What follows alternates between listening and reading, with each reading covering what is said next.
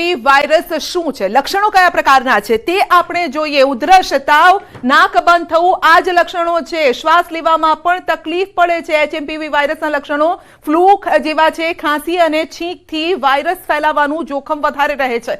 સંક્રમિત વ્યક્તિના સંપર્કમાં આવનાર વ્યક્તિ પણ થાય છે સંક્રમિત। ખાસ કરીને બાળકો, વૃદ્ધોમાં જોવા મળે છે। વાયરસની અસર ગંભીર હોય તો દર્દી બ્રોન્કાઇટિસ અને ન્યુમોનિયાનો પણ તેના પર ખતરો રહે છે। કોઈ પણ ઉંમરની વ્યક્તિ બની શકે છે ભોગ। ખાસ કરીને નાના બાળકો અને વૃદ્ધો અને નબળી રોગ પ્રતિકારક શક્તિવાળાને આની અસર વધુ થઈ શકે છે। યોગ્ય સારવાર ન મળે તો દર્દીનું મોત પણ થઈ શકે છે। ખાસ કરીને શરદી, ઉધરસ, ખાંસી, ઉધરસ, તાવ, નાક બંધ થવું અને ગળામાં બળતરા થવી આ મુખ્ય લક્ષણો છે ને તેનાથી ખાસ સાચવવાની જરૂર છે અને સામાન્ય ફ્લૂ ન સમજવો। તો ચીનમાં હાહાકાર મચાવી રહ્યો છે આ વાયરસ એચએમપીવી અને ત્યારબાદ અમદાવાદમાં 2 મહિનાના બાળકના શંકાસ્પદ આ લક્ષણો જોવા મળ્યા છે અને આ અંગે હવે તપાસ ચાલી રહી છે। તેને રિપોર્ટ કરાવવામાં આવશે। ઓરેન્જ હોસ્પિટલમાં બાળક દાખલ છે અને તેનામાં ફ્લૂના લક્ષણો દેખાયા છે।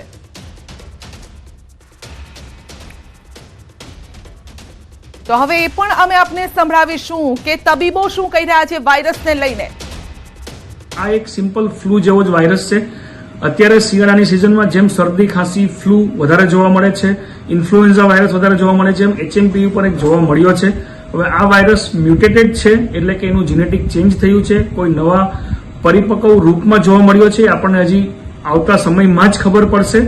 આ વાયરસને કારણે સિમ્પલ ન્યુમોનિયામાં જેમ થાય શરદી, ખાંસી, તાવ આવો, છાતીમાં દુખો, કફ થાય એવા જ લક્ષણો જોવા મળે છે।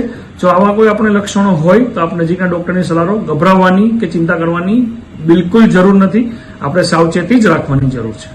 2 મહિનાના બાળકને શંકાસ્પદ લક્ષણો દેખાયા છે। ચાંદખેડાની હોસ્પિટલમાં બાળક દાખલ થયું છે। ઓરેન્જ હોસ્પિટલમાં બાળક દાખલ છે અને તેમાં શંકાસ્પદ લક્ષણો જોવા મળ્યા છે। આ પહેલા કર્ણાટકમાં કેસ આવ્યો છે, એટલે કે ભારતમાં જે નવો વાયરસ છે ચીનનો તેની એન્ટ્રી થઈ ચૂકી છે અને ગુજરાતમાં શંકાસ્પદ લક્ષણો જોવા મળ્યા છે। ચીનમાં હાહાકાર મચાવનાર આ વાયરસ એટલે કે એચએમપીવી વાયરસનું ગુજરાતમાં પણ કદાચ એન્ટ્રી થઈ ચૂકી છે એવું કહી શકાય। વધુ અપડેટ મેળવીશું સંવાદદાતા ગીતા પાસેથી। જી ગીતા, ગુજરાતમાં નવા વાયરસની એન્ટ્રી? જી સંધ્યા, હજી આને શંકાસ્પદ કેસ તરીકે ગણી શકાય, કારણ કે આરોગ્ય વિભાગ આ કેસની હજી સુધી પુષ્ટિ કરી રહ્યું નથી। ન્યૂઝ 18 ગુજરાતીએ આરોગ્ય કમિશનર હર્ષદ પટેલ સાથે સીધી વાતચીત કરી હતી આ મુદ્દે। તે જણાવ્યું હતું કે અમારી પાસે પણ હમણાં જ આ પ્રકારની માહિતી આવી છે અને આ માહિતી સાથે સમગ્ર આ જે બાળકનો કેસ છે તેને વેરીફાઈ કરવા માટે કે ખરેખર આ એચએમપીવીનો કેસ છે કે તેના માટે અમે અમદાવાદ સિવિલને સૂચના આપી છે। જ્યાં સુધી અમદાવાદ સિવિલ આ બાળકની કેસ હિસ્ટ્રી અને તેના રિપોર્ટને વેરીફાઈ ન કરે ત્યાં સુધી એવું ન કહી શકાય કે એચએમપીવીનો કેસ નોંધાયો છે। શંકાસ્પદ લક્ષણો દેખાયા છે અને જો સૂત્રોનું માનીએ તો ખાનગી હોસ્પિટલમાં દાખલ થયેલા આ બાળકના સેમ્પલ લેબોરેટરીમાં મોકલાયા હતા અને લેબોરેટરીએ એવું જણાવ્યું છે કે એચએમપીવીનો આ કેસ છે, પરંતુ ઓફિશિયલી આરોગ્ય વિભાગ એની પુષ્ટિ કરતું નથી અને તેવું જણાવ્યું છે કે જ્યાં સુધી અમદાવાદ સિવિલ આ સમગ્ર કેસની તપાસ નહીં કરે, બાળકના રિપોર્ટ નહીં જાય, ત્યાં સુધી રાજ્ય સરકાર એવું નહીં કહી શકે, આરોગ્ય વિભાગ એવું નહીં કહી શકે કે આ પ્રકારના કેસની ગુજરાતમાં એન્ટ્રી થઈ છે। જી બિલકુલ, આપ અમારી સાથે જોડાયેલા રહેશો। આરોગ્ય મંત્રીએ આ અંગે શું કહ્યું છે તે પણ સાંભળીશું। પહેલા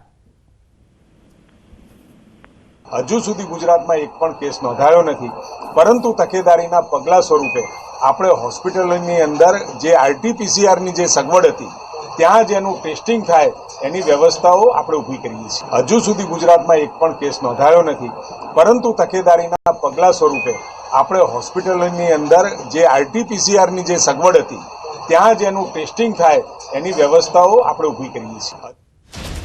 તો ગુજરાતમાં કેસ નોંધાયો નથી, પરંતુ આ જ્યારે નિવેદન આવ્યું તેના થોડાક સમય બાદ શંકાસ્પદ કેસ અંગે પણ અપડેટ આવી રહી છે કે બાળકનો શંકાસ્પદ આ કેસ આવ્યો છે, પરંતુ રિપોર્ટ આવ્યા બાદ ખબર પડશે। અને જે રીતે આરોગ્ય મંત્રી કહી રહ્યા છે કે આરટીપીસીઆર જે રિપોર્ટ છે તે કરાવવામાં પણ આવશે અને અત્યારથી જો આપના બાળકોને, કારણ કે આ જે વાયરસ છે તેના લક્ષણો બિલકુલ કોરોના જેવા જ છે।